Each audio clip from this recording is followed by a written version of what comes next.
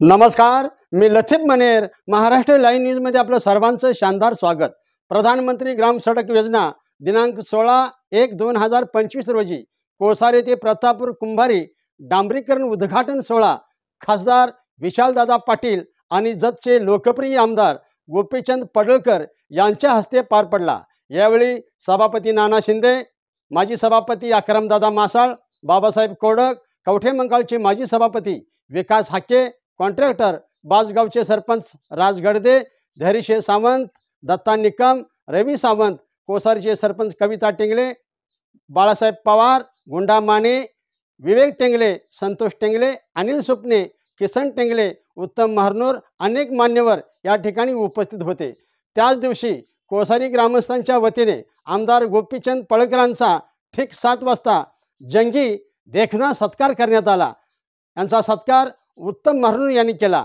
हजारोंच्या संख्येने माता भगिनी उपस्थित होते. आमदार गोपीचंद पडळकर काय म्हणतात ते आपण पाहूया.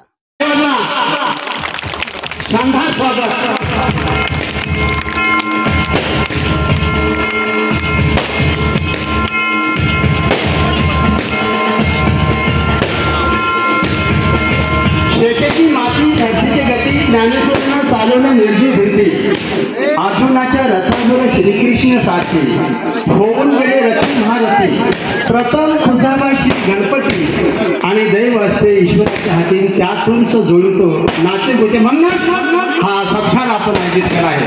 धन्यवाद. वाजवा टाळ्या. आपलं मनोगत व्यक्त करावं त्यांना विनंती करतो. धन्यवाद. आज कोसारी गावामध्ये तुम्हा सर्वांनी तुम्हीच मतदान करून देऊन मला आमदार केलंय त्याबद्दल माझा सत्कार ठेवलाय. मी सर्वप्रथम आपल्या सर्वांचं मनापासून आभार व्यक्त करतो. व्यासपीठावरती उपस्थित सर्व सरपंच, उपसरपंच, आजी माजी सरपंच, आजी माजी उपसरपंच, सोसायटीचे चेअरमन, विविध गावातून आलेले आमचे सगळे सहकारी आणि तुम्ही सगळेजण निवडणुकीच्या प्रचाराच्या वेळेस गर्दी असू शकते पण सत्काराच्या कार्यक्रमात सुद्धा इतक्या मोठ्या प्रमाणात तुम्ही उपस्थित आहात त्याबद्दल मी तुमचं मनापासून आभार व्यक्त करतो. खरं तर जतच्या निवडणुकीमध्ये मी निवडणूक लढवावी असं गेल्या 7-8 वर्षापासून बरेच सहकारी यायचे की तुम्ही जतला आलं पाहिजे, जतला निवडणूक लढलं पाहिजे, जतमध्ये उभा राहिलं पाहिजे. परंतु एखाद्या गोष्टीची वेळ जुळून आल्याशिवाय ती गोष्ट घडत नाही आणि तशा पद्धतीनं त्याला 2024ची वाट बघावी लागली. आणि पार्टीचं खरं तर मी मनापासून आभार व्यक्त करेन की पार्टीनं प्रचंड मला विरोध असताना देखील जत विधानसभेमध्ये उभा राहण्याची संधी दिली आणि त्या संधीचं सोनं करण्याचा आम्ही प्रयत्न केला आणि त्याला साथ तुम्ही सर्व जतकरांनी दिली त्याबद्दल सर्वांचं मी मनस्वी आभार व्यक्त करतो.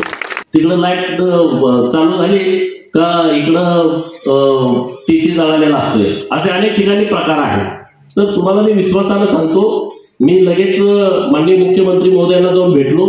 त्यांना विनंती केली की 54 कोटी रुपयाचा निधी राज्य सरकारकडून मला जतसाठी हवा आहे आणि मी त्यांना भेटलो. अधिकाऱ्यांची बैठक घेतल्याच्या 3ऱ्या दिवशी आणि माननीय मुख्यमंत्री देवाभाऊंनी कशा सूचना दिल्या की जतसाठी तुम्ही जास्तीत जास्त निधी उपलब्ध करून द्या. आता मी त्याचा पाठपुरावा करतोय. मला वाटतंय मार्चच्या अगोदर तो सगळा निधी आपल्याला मिळेल. पुढच्या 6 महिन्यामध्ये जत तालुक्यामधला TC ट्रान्सफॉर्मरचा विषय आपण पूर्णपणे संपून टाकू. तुम्हाला कुणाकडे जायची आवश्यकता पडणार नाही. TC जळणार नाही ना, लोडच इतका आहे त्याच्यावरती. 63चा TC आहे आणि त्याच्यावर लोड 100चा आहे. 150 कसा टिकणार तो? टिकू शकत नाही. आता काही भागामध्ये पाणी आलं, काही भागामध्ये पाणी यायचं आहे. तिकडची जी 65 गावं आहेत गोगवाड पासून, बसरगी पासून, एकुंडी पासून जी खालची गावं आहेत, बिळूरचा काही भाग असेल, सिंदूर असेल, उमराणे असेल, तिथून फार उंदीपर्यंत तो जो 65 गावाचा टप्पा आहे त्या गावामध्ये जो पाणी जायचं आहे त्याची बैठक घेतली. त्याच्या कामाचा मी पाठपुरावा करतोय. आता अधिकारी जतमध्ये अगोदर मला काही काही लोक आता फोन करतात. परवा मला बागेवाडीच्या एका शेतकऱ्याचा फोन आला.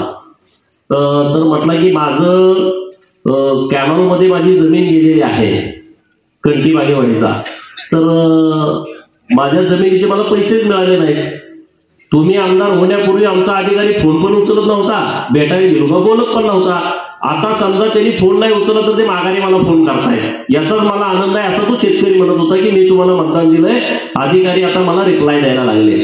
आता मी कालच त्या सगळ्या अधिकाऱ्यांना सूचना दिल्या की ज्यांचं म्हैसाळमध्ये जमीन गेलेली आहे आणि त्याला मोबदला मिळाला नाही, त्याला पैसे मिळाले नाही, 20-20 वर्ष झाली, 15-15 वर्ष झाली लोक हेलपाटे घालतायत, हे मला अजिबात चालणार नाही. त्यांनी तात्काळ बैठक लावावी.